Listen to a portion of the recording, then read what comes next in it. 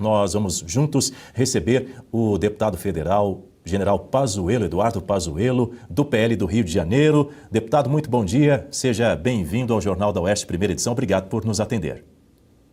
Bom dia, pessoal. Bom dia a todos da Revista Oeste. Estou aqui no Rio, de tarde vou para Brasília, mas a gente está em condições de conversar aqui sobre os assuntos da mega operação e da segurança pública no Rio de Janeiro. Vai ser um prazer. Pois é, deputado, eu começo fazendo a primeira pergunta, porque depois dessa mega operação contra o Comando Vermelho aí no Rio de Janeiro, o ministro Alexandre de Moraes assumiu temporariamente a relatoria da DPF das favelas. Eu quero ouvi-lo a respeito disso, inclusive daqui a pouco, por volta das 11 horas da manhã, haverá um encontro entre Cláudio Castro, o governador do estado, vai ter a participação também do prefeito da capital fluminense, Eduardo Paes.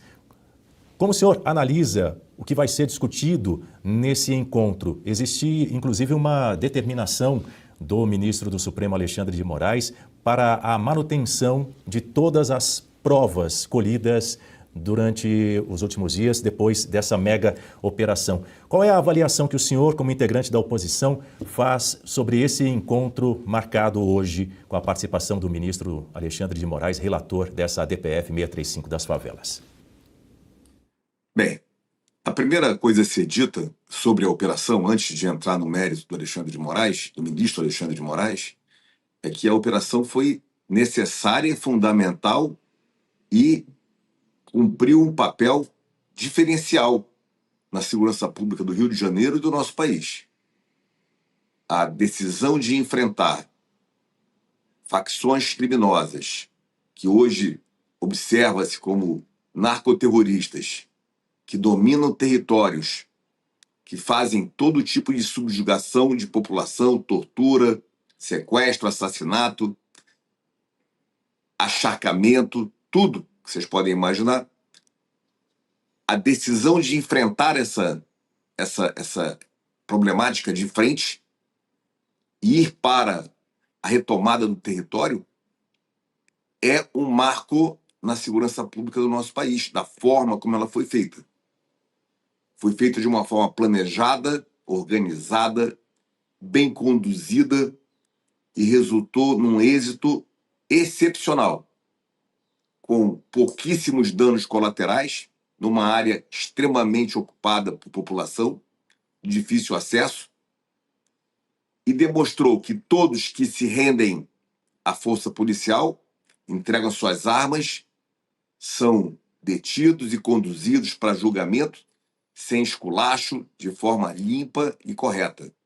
Todos que enfrentam com armas de guerra, com táticas operacionais, com comando organizado, que tentam com isso combater a força policial, essas pessoas correm um enorme risco de ser neutralizados. Essas pessoas podem ser neutralizadas, sim, e devem ser neutralizadas. Então, essa é a primeira ideia macro que eu coloco para vocês.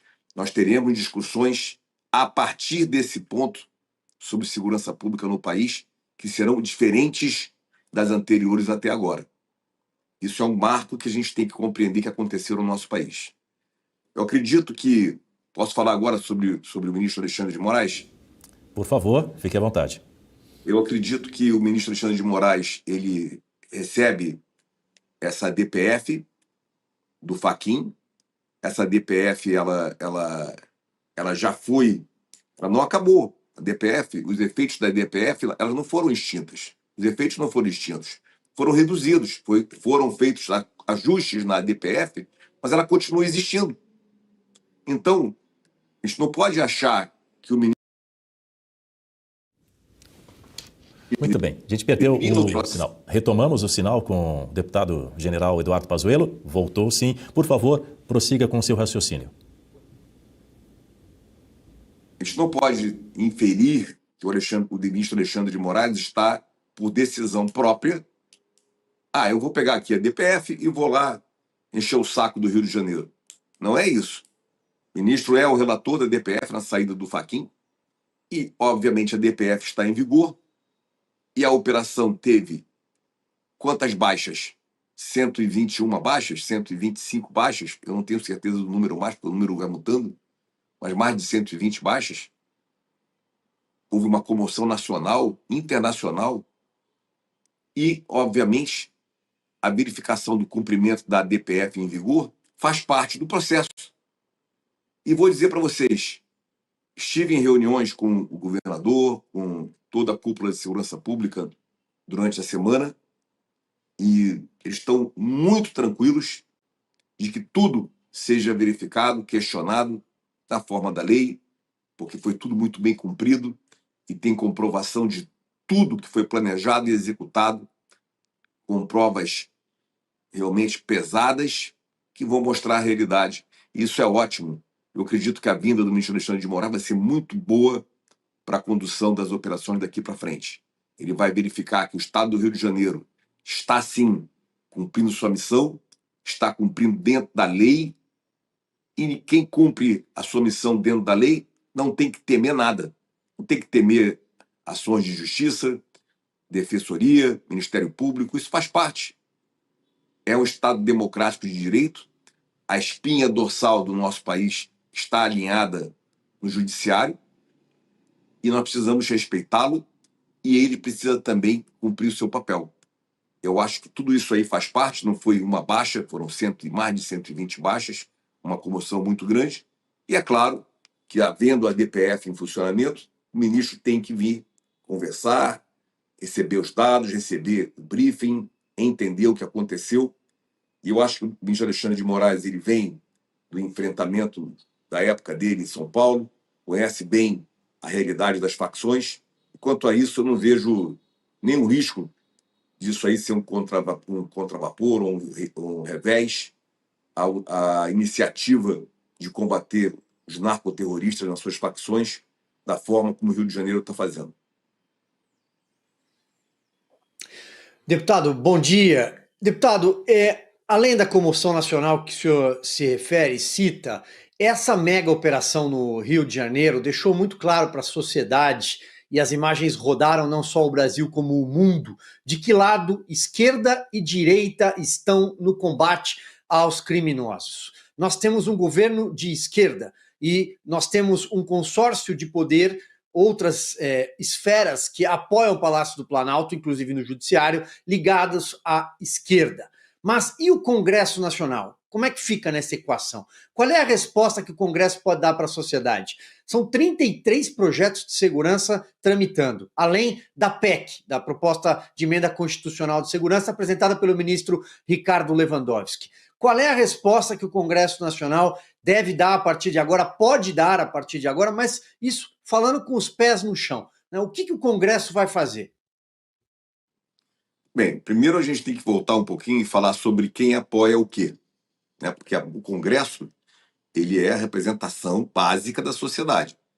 Quando você vai, e é mesmo, o nosso Congresso é o que nós somos. Da forma como nós somos, da forma como nós somos como sociedade, como país, como classes sociais, é o nosso Congresso, é igualzinho.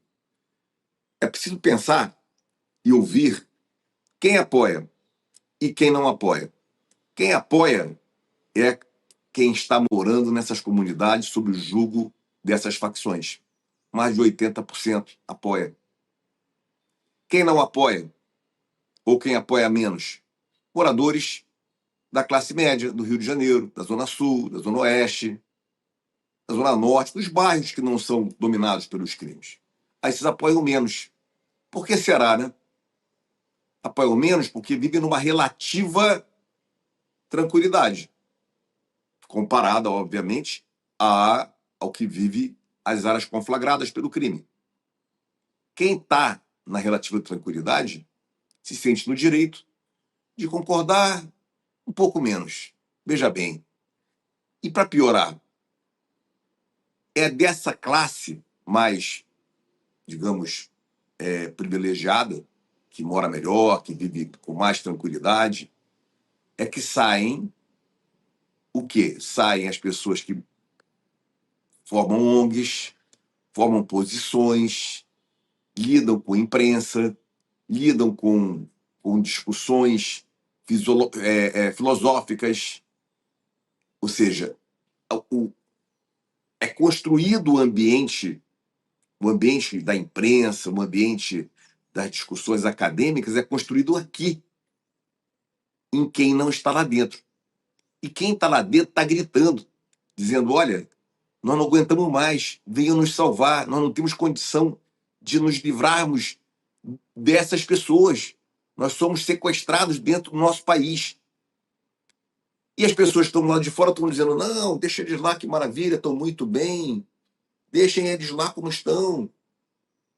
Olha só, preciso compreender isso para entender também as posições do Congresso.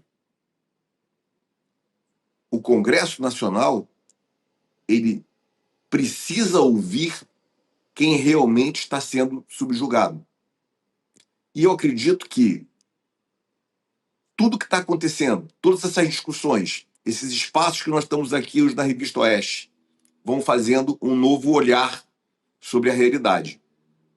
Vamos parar de ouvir as pessoas que estão sentadas no Leblon, Ipanema, Copacabana, Jardim Botânico, entendeu? Falando, obviamente, que coisa linda, favelas maravilhosas, estão todos muito bem. Claro que estão todos muito bem, maravilhosos, só que são todos subjugados pelo crime de uma forma bárbara. E isso muda o jogo na visão do político. O político vai ser exposto se ele continuar defendendo essas facções e o narcoterrorismo. Eu acredito que a PEC 18, ela não vai passar do jeito que o governo mandou. Eu sou membro titular da comissão que estuda a PEC 18. Nós estamos discutindo as propostas e não vai passar daquela forma. Não, o governo federal não vai tirar o poder de decisão da estratégia e ações operacionais dos estados. O governo federal precisa ficar com a sua função macro de definir a política nacional de defesa do Brasil. É a política que é discutida nesse macro local. E as estratégias e operações estão sendo discutidas nos seus estados e municípios, que é onde acontece o combate, que são 27 estados, e obviamente suas capitais e municípios diferentes, que não pode jamais estar dentro de uma estratégia única. Isso é um absurdo ser proposto uma situação dessa. Isso não vai passar. Como não vai passar os superpoderes para a Polícia Federal, como não vai passar superpoderes para uma nova Polícia Rodoviária Federal, não vai passar. Como não vai passar o domínio do recurso da segurança pública pelo governo federal, isso não vai existir. O governo federal tem que ter no seu Fundo Nacional de Segurança Pública recursos federais para reforçar o caixa dos estados e municípios, que têm seus próprios recursos para a segurança pública, como é o SUS. E esse reforço vem em cima das políticas nacionais de segurança pública, que são propostas pelo governo, pelo Ministério, obviamente por todos os órgãos nessa linha, mas precisam ser aprovados pelo Congresso também. Só para lembrar, né? A política nacional tem que ser aprovada pelo Congresso e cobrada pelo Congresso para que seja cumprida. É preciso entender que todo esse arcabouço nunca funcionou da maneira correta.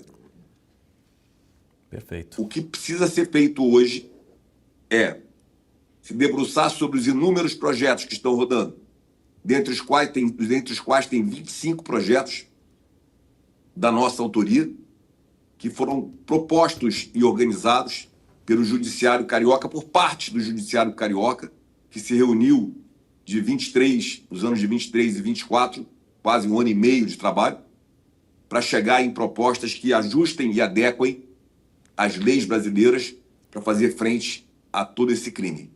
Muito bem. Isso tudo está na mão do presidente Hugo Motta. Há um compromisso dele olhar com carinho, nesse momento, os projetos que vieram de onde o problema está mais impactando, que é o Rio de Janeiro, e isso pode realmente mudar a situação do combate ao crime organizado, porque as leis adequadas e ajustadas poderão definitivamente influenciar no processo. Muito bem, deputado, muito obrigado pela sua participação. Deputado General Eduardo Pazuello, aqui no Jornal da Oeste, primeira edição. Bom dia para o senhor e até uma próxima oportunidade. Obrigado, meu amigo. Forte abraço.